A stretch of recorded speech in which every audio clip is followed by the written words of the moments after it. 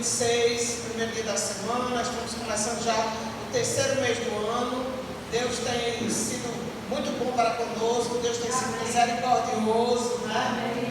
Está nos dando mais um mês, mais um dia, e nós estamos na casa de Deus de novo, para buscar, para aprender dele, né? E hoje tem mais uma mensagem para nós,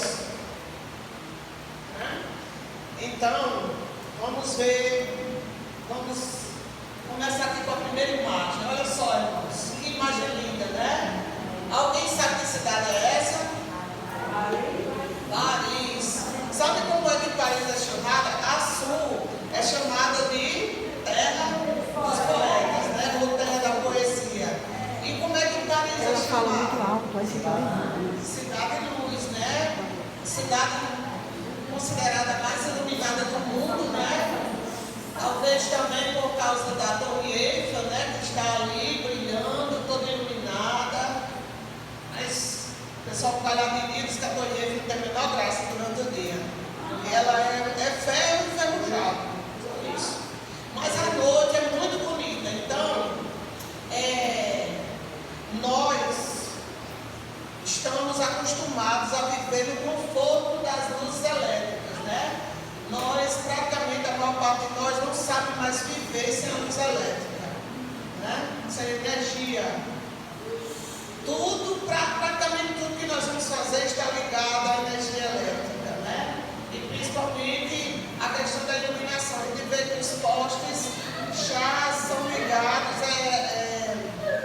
como é que se diz, automaticamente quando a luz do sol vai baixando e a sombra da noite vai caindo, em 5 e meia da tarde, os postes se acendem automaticamente, né? Por sensibilidade à luz, a gente percebe. E também quando amanhece o dia, que a luz vai clareando, o poste vai e se desliga, né?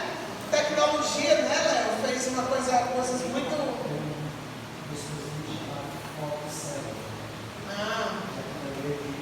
Percebe a questão da...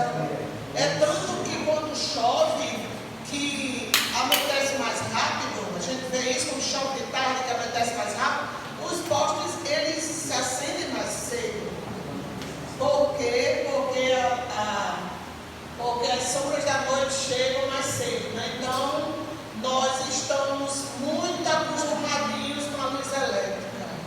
E para nós é muito difícil imaginar como era nos dias de Jesus, né? E quando o mundo que Jesus viveu, vamos ver aí, Ricardo, quando a Bíblia fala lâmpada, o que estava se referindo? Sim, outra coisa que eu esqueci de dizer, essa grande luminosidade das cidades ofusca o nosso olhar e nas cidades praticamente não se é mais possível ver a quantidade de estrelas que tem no céu e a Via Láctea, que é a galáxia, né? Que é a nossa galáxia. E eu me lembro que quando eu era criança lá no Pará, no meio da Mata Amazônica, uma casinha de barro, que tínhamos 3 forquilhos no quintal, no terreiro, né? E à noite a gente colocava as redes lá para curtir a lua, a gente via a Via Láctea. Eu era acostumada todos os meus 12 primeiros anos da minha vida, eu via a Via Láctea no céu. E aí aqui não se vê mais. Por quê? Porque nossos olhos estão ofuscados com as luzes artificiais das cidades, né? Mas essa é a nossa galáxia. São trilhões e trilhões de estrelas que Deus preparou para iluminar os céus, né, dentro do nosso mundo. Mas aí, nos tempos de Cristo, como seria, né? Muito diferente a iluminação que o homem tinha, que o ser humano dispunha para viver nos tempos de Cristo. Vamos lá, olha só, irmãos. A lâmpadazinha, quando a Bíblia fala sobre lâmpada, né, o que eles entendiam por lâmpada era isso, olha. Quando o oleiro faz, e elas são bem pequenininhas, elas cabem assim na palma de uma mão. Quando o oleiro faz, antes de queimá-las, né? Elas são queimadas, né, como tijolos, elas são assim, ó. E aí, depois de queimadas, vendidas no mercado, elas são daquele jeito, olha, ali está aumentado não sei quantas vezes, ela é bem pequenininha, a gente vê nos vídeos do pastor Rodrigo Silva, ele tem uma original que ele mesmo escavou lá no Israel, né? Ela é muito pequena, as pessoas andavam assim com a lâmpada na palma da mão, segurando assim. Então, eram feitas de barro, né? Hoje são feitas também réplicas, até para as igrejas, que as pessoas querem. E eu até fiquei com essa vontade de falar com um oleiro daqui, de falar com alguém que vende vasos de barro lá para a feira, para fazer uma dessas lâmpadas, tentar fazer uma parecida, né, para a gente.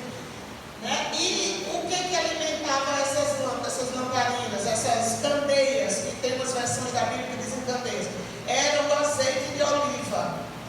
Então, quando a Bíblia refere-se a óleo ou azeite, era o puro azeite de oliva, certo?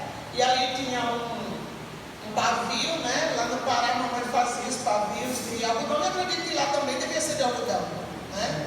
Pavio sempre começou a parte de algodão, né? Por onde o óleo alimentava ali a lâmpada. Então, as pessoas andavam com a sua lâmpadazinha, sua lamparina, sua candeiazinha na mão, quando saiu à noite, né?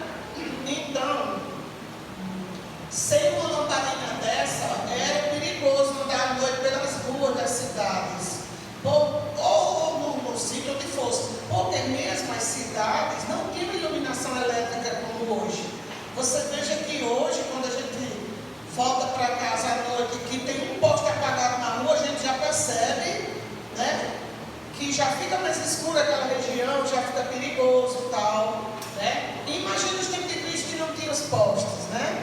Então todo mundo que precisasse sair de casa à noite tinha que andar com a sua lamparinazinha na mão, né? E aí, essas lamparinas eram artigos de primeira necessidade, ou seja, as pessoas da casa, cada uma tinha a sua para quando precisasse. Quem está fazendo necessidade fisiológica à noite, né? E ali com a sua lamparina. E aqui no pesquisei, diz que elas custavam 0,06% do que um trabalhador comum ganha por dia. Por exemplo, um servente de pedreiro está ganhando quanto, Isaías? Aproximadamente quem assume? 80, 90 reais, né? Quanto seria, Davi? 0,06% de 90 reais. Menos de 1%. 90 reais seria o quê? Negócio sem futuro, né? Seria menos de R$1, né? Menos de R$1, porque eu acredito que essas lamparinas se quebrassem, ou, né? Um tropeção. Você quebrava a lamparina e precisava comprar outra. Então, a lâmpadazinha, a candeia, era barata, mas o azeite não. O azeite era caro. Vocês lembram que tem uma passagem, até hoje é muito caro, e hoje com a globalização, hoje que nós sabemos que o produto que é produzido num país vai para todos os países do mundo, eu me sinto assim honrada de poder comprar, qualquer pessoa que fizer um esforçozinho, como tâmaras que vêm de lá de Israel, lá da Turquia, lá daqueles países lá, tâmara, uma bandejinha de 10 reais, eu passo a semana tirando gosto depois do almoço com tâmaras, que não se produz no Brasil, pode nascer aqui, você plantando lá no quintal tem 3 pés, lá em casa tem 3 pés de tâmara nascido lá, você joga assim mesmo no chão, ela nasce, só que ela passa 90 anos para produzir. Aí, quer dizer, nós estamos vivendo um globalizado.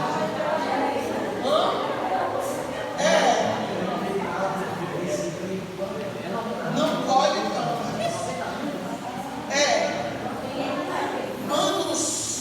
É tanto que existe o ditado, que eu conheço desde a adolescência, que eu vi num livro, que um grande pensador escreveu assim: quem planta tâmaras não colhe tâmaras.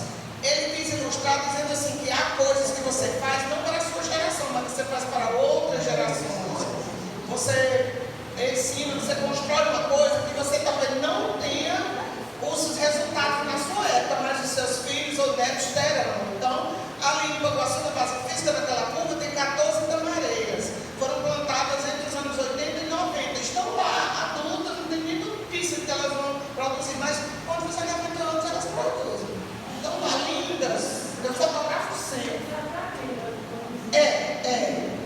deve estar aqui.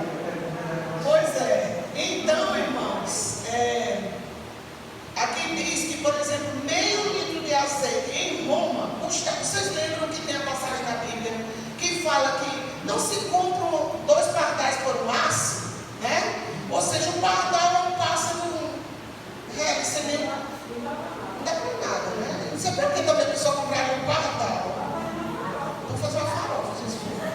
Então o aço era como se fosse um centavo. E o 6 era centavo real. Assim, transferindo para o de hoje. Só que aqui diz que meio litro de azeite em Roma chegou a custar 640 aços. Liga.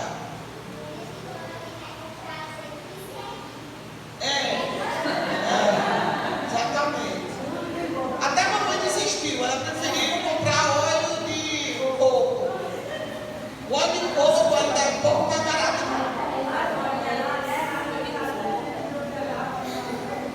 Mamãe comprava azeite há um tempo, mas era só para mamãe especial. Agora ela comprou óleo de coco, que é um pouco menos, também muito saudável.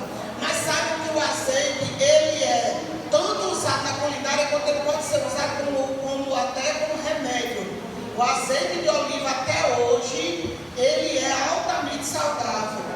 Ele cura, quem usa azeite, quem pode usar azeite, tem muito mais saúde, certo? Inclusive quando os pastores vão fazer unção em pessoas que estão próximos da morte, essa unção é feita com azeite de oliva puro, extra virgem, certo? Então, meio litro de azeite extra virgem em Roma era 640 aços. Então, a lâmpada era baratinha, mas o azeite era caro. E fica um link aí para a minha próxima pregação, certo? Então, existia um escritor em Roma, um romano chamado Plínio, ele se identificava como o velho. Por certo, tinha outro escritor que era Plínio mais jovem, né? Porque ele se identificava como Plínio o Velho. E eu já vi várias citações desse cara. E ele resumiu a importância de 2 produtos que eram essenciais para a vida das pessoas. Era o vinho e o azeite. Lembrem-se que o vinho, que as pessoas tomavam todos os dias, nas suas alimentações, era o suco puro da uva. Então, ele disse que existem 2 líquidos que são extremamente agradáveis ao corpo humano. O vinho por dentro e o azeite por fora. Ou seja, a pessoa estava sempre dependendo do azeite para tudo que fizesse, né? Para alimentação, para iluminação. O azeite de oliva era imprescindível, e o vinho também, porque todas as alimentações, as pessoas, como hoje em dia, faz o suco, para o café da manhã, faz o suco para a refeição, era o suco de uva que eles chamavam de vinho. Todas as refeições tinham vinho na mesa, né? O vinho novo. Então era imprescindível. Mas vamos para as passagens bíblicas dessa pregação. Vamos lá. Mateus 6, 22. Pode deixar essa imagem aí, tá? Só no final que você vai colocar aquela outra. Mateus 6, 22. Vamos para a Bíblia, porque essa é só a contextualização histórica. Vamos para a palavra de Deus.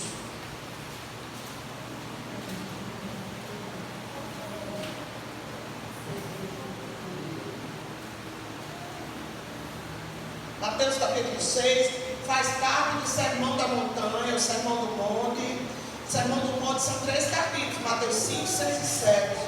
Então, Mateus 6, ainda Jesus está dentro do Sermão da Montanha, certo? 6, 22. Amém? Na minha Bíblia tem um subtítulo que é a luz e as trevas. Mas eu quero ler só a parte da luz. Vamos orar? Maravilhoso Deus, mais uma vez, Senhor, nós te rendemos graças porque Tu és santo, Tu és digno, Tu és eterno e imutável.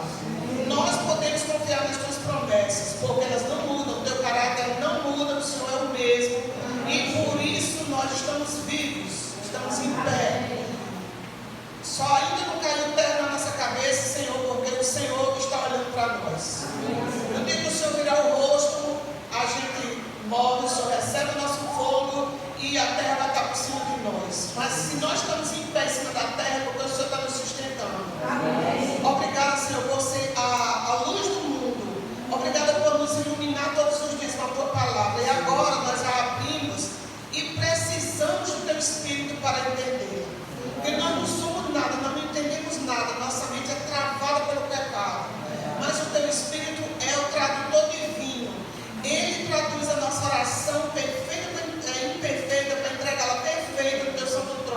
E que pedimos que Ele, que inspirou os profetas, possa destravar o nosso conhecimento, nosso entendimento, e possa traduzir para nosso entendimento, poder entender o que a Tua palavra quer nos transmitir nessa noite. Em nome de Jesus, amém.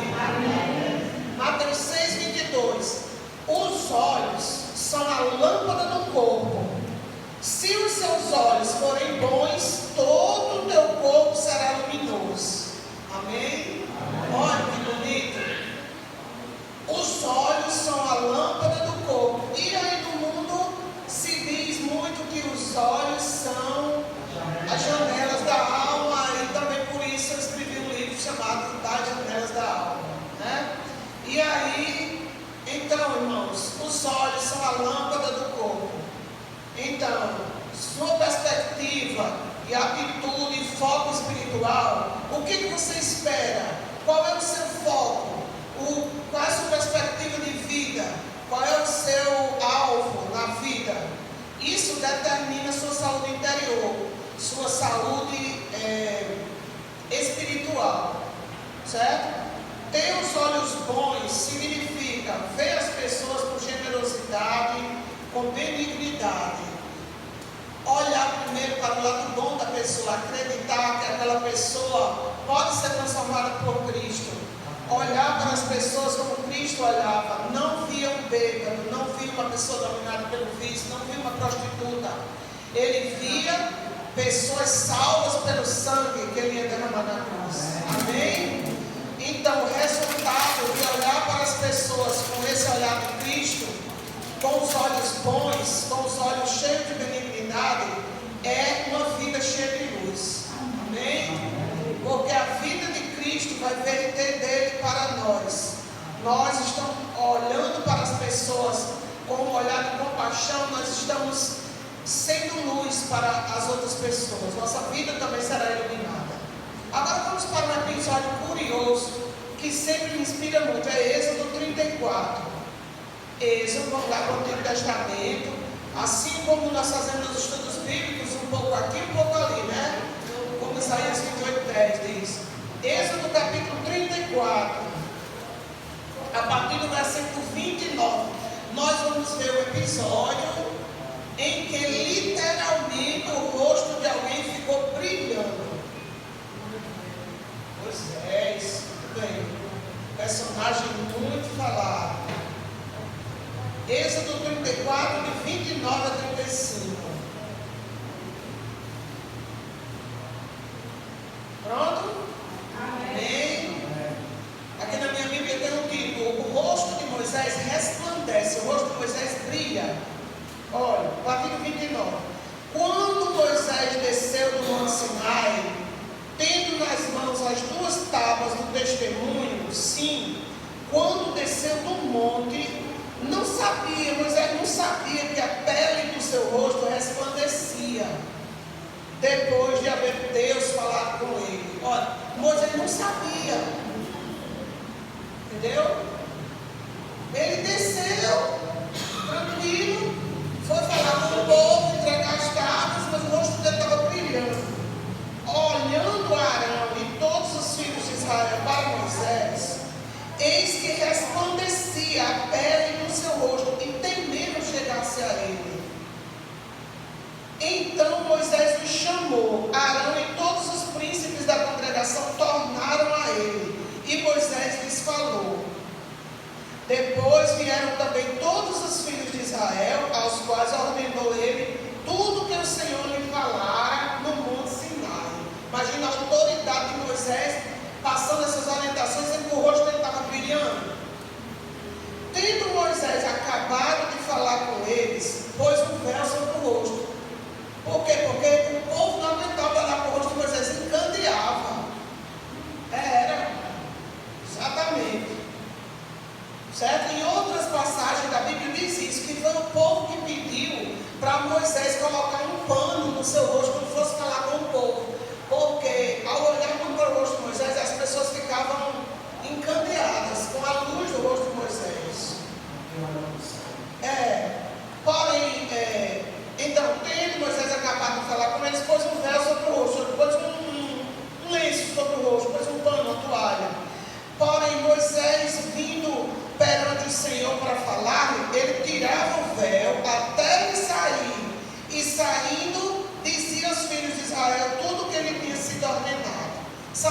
da tenda da congregação, que era uma tenda que ele montou, onde ele se encontrava com Deus.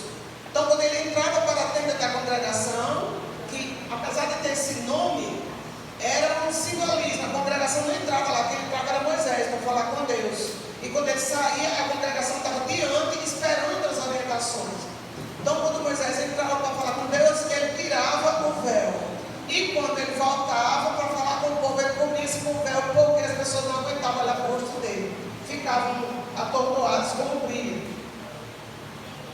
Então, assim, pois, viam os filhos de Israel o rosto de Moisés, viam que a pele do seu rosto resplandecia. Porém, Moisés cobria de novo o rosto com o véu até entrar a falar com ele. Olha só, irmãos, que poder existe em alguém que fala com Deus todos os dias. Moisés, ao descer do monte, ao passar 40 dias na presença de Deus, o rosto dele brilhava. E isso me faz lembrar que Lúcifer, como ele vivia do lado do trono de Deus no céu, ele também brilhava. Sendo que aquele brilho dele não era dele, era de Deus. O brilho que estava no rosto de Moisés não era de Moisés, era de Deus. Amém? O que isso tem de lição para nós? A nossa vida de consagração a Deus pode se transmitir num brilho que as pessoas vão perceber, né? Que as pessoas vão perceber. Se elas não quiserem seguir a Jesus, elas vão se afastar. Mas se elas quiserem seguir a Jesus, elas vão se aproximar de nós. Amém? E aí, quando eu estava preparando isso, eu me lembrei da passagem do livro de Zacarias, que diz que chegará um dia em que um servo de Deus vai sair de casa para ir para a igreja, e 10 pessoas vão sair correndo atrás, segurando na roupa, dizendo: me espere, eu também quero ir. Eu quero ir para a sua igreja, porque eu já percebi que Deus está com você. Amém. Olha só, é o livro de Zacarias, lá no finalzinho. E eu fiquei me lembrando, quando o nosso rosto brilhar, não que precise brilhar, talvez como o de Moisés, mas que brilhe em nossas boas ações, que brilhe na maneira de nós tratarmos as pessoas, né? Talvez nessa Bíblia não esteja. É aí em Zacarias 8, está marcado sim. 8:23. Eu ouvi um pastor apenas pregando essa pregação em 2010, lá em Pernambuco, e nunca esqueci. Eu nunca tinha prestado atenção nessa passagem. E ele pregou essa passagem lá em outubro de 2010 e nunca mais eu esqueci. Zacarias 8:23 diz assim: assim diz o Senhor dos Exércitos, naquele dia sucederá que pegarão 10 homens de todas as línguas das nações, pegarão sim na orla da veste de um judeu, e lhe dirão: iremos convosco, porque temos ouvido que Deus está convosco. Amém, irmãos? Quando o nosso rosto brilhar, ou seja, quando as nossas ações estiverem refletindo as ações de Cristo, as pessoas vão correr atrás de nós e vão pegar assim na nossa blusa, na nossa saia: espera aí que eu vou com você também. Eu quero ir para a igreja com você, porque você está brilhando na minha vida. O que você faz está sendo um reflexo de Cristo em mim, não é? É o que essa passagem está dizendo. Chegará um dia, aqui judeu pode ser aplicado para cada cristão verdadeiro que faz a vontade de Deus. Amém? Então se lembre, a nossa ida aos pés de Deus, aos pés de Cristo todos os dias, a nossa vida de comunhão, ela se refletirá na nossa vida, semelhantemente ao que Moisés viveu. Agora vamos para 2 Coríntios 3,18, Novo Testamento novamente. 2 Coríntios 3,18, para ver uma passagem que vai se referir a essa de Moisés. 2 Coríntios 3,18.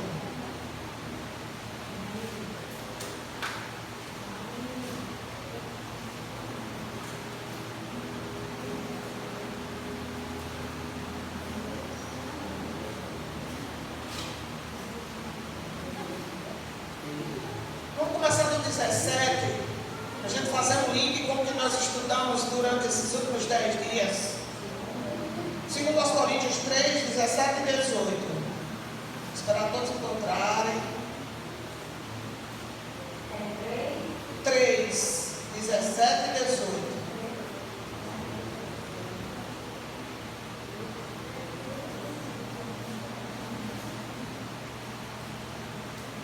Amém? Vamos ler? Ora, o Senhor é o Espírito, e onde está o Espírito do Senhor, aí há liberdade. Amém, irmãos? Liberdade dos medos, das angústias, dos vícios, sabe? Daquelas coisinhas que nos prendem ao mundo. Onde há o Espírito do Senhor, aí há liberdade. E o 18. E todos nós, com o rosto desvendado, certo? Ou seja, sem nenhuma venda, sem nenhum pano, sem nenhum véu, contemplando como por espelho a glória do Senhor, somos transformados de glória em glória, na sua própria imagem, como pelo Senhor, o Espírito. Amém? Amém. Que poder nessa passagem, irmãos. Aqui está dizendo, olha, onde está o Espírito, aqui há a liberdade. E nós podemos contemplar a Deus sem véu nenhum. Lembre-se que o véu que separava a humanidade de Deus Pai foi rasgado quando Jesus morreu na cruz. Não há mais nenhum véu entre nós e Deus, porque Jesus e o Espírito Santo são nossos intercessores. Jesus é o intercessor supremo, o Espírito Santo é o tradutor das nossas orações. Amém? Então nós podemos nos achegar ao trono de Deus sem nenhum véu entre nós, contemplar a glória de Deus e sermos também transformados de glória em glória, né? Pelo Espírito que é o Senhor. Deus seja louvado. Então, essa iluminação, irmão, simboliza a transformação interior e a intimidade com Deus, refletindo sua imagem à medida que a luz do Espírito Santo brilha em nós. Louvado seja Deus. E agora nós vamos para Mateus 5, 14 a 16.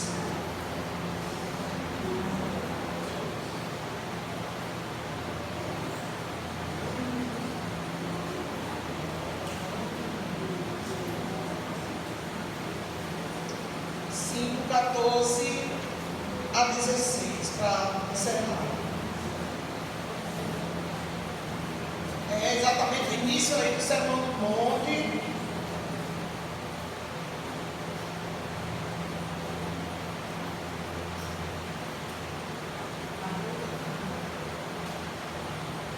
Há uns dias atrás eu peguei o versículo 13 e agora vamos para o 14.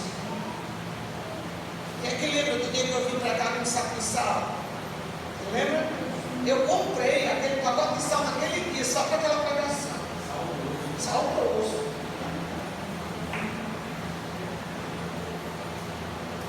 Vamos lá? Mateus 5, 14. O título aqui na minha Bíblia tem o subtítulo que diz: os discípulos, a luz do mundo. Vós sois a luz do mundo. Não se pode esconder a cidade edificada sobre o monte. Ricardo vai botar agora a foto dessa dita conjugacidade a que Jesus se referiu. Não dá para esconder uma cidade edificada em cima de um monte. Nem se acende uma candeia para colocar embaixo do alqueire ou de um cesto. Certo? O alqueire ali era um cesto. Mas no velador, ou seja, num lugar alto, onde se fica, bota as lâmpadas dentro de casa, né? E alumia todos que se encontram na casa, até porque as casas do tempo de Cristo elas só tinham um cômodo. A parte que as pessoas dormiam era lá em cima, botavam uma escadinha de madeira e dormiam em cima, no estrado que eles faziam, mas a parte de baixo era só um cômodo mesmo. Quando botava no lugar alto assim, que era chamado de velador, a lamparina iluminava a casa toda.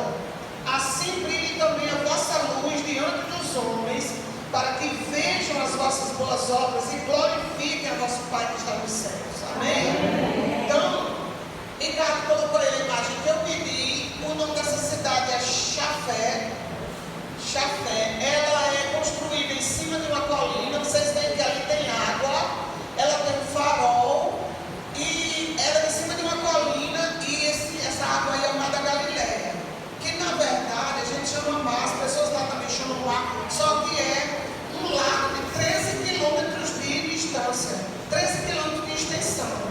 eu chamo mar, mas é de água doce. E então, Jesus estava constantemente no barco dela com os discípulos. Imagina pescar à noite, lá no meio do mar, mas de longe você vê a cidade lá no monte, com as lamparinas acesas, né? Por isso Jesus usou essa comparação. Ele disse: não se pode esconder uma cidade que está em cima de um monte. Por quê? Porque de longe, mesmo sendo aquela lamparina, mas quando você está no escuro, uma lamparina faz a diferença. Amém? Amém. E então, olha, ser chamado de luz do mundo é uma grande honra. E essa comparação com a cidade edificada sobre um monte é muito relevante. Essa cidade aí, ela existe até hoje, ela está nas colinas da Galileia, ela está a cerca de 800 metros acima do nível do mar, pode ser vista de longe, e ela era considerada uma fortaleza nos tempos de Cristo, certo? Suas luzes acesas no alto poderiam ser vistas por todos que estivessem na parte mais baixa, inclusive à beira do mar da Galileia, causando admiração e servindo perfeitamente a ilustração que Jesus usou. Então, irmãos, é exatamente assim que nós devemos ser nesse mundo de trevas, certo? Portadores de uma luz que não vem de nós, mas vem do Senhor. Amém? Então, essa mensagem de hoje, que nós possamos ser luz. Essa luz não vem de nós, essa luz vem de Cristo. E ela precisa brilhar em nós. E ela só vai brilhar se nós a buscarmos. Se nós a buscarmos na nossa comunhão diária com Deus. Amém? Vai para cá, o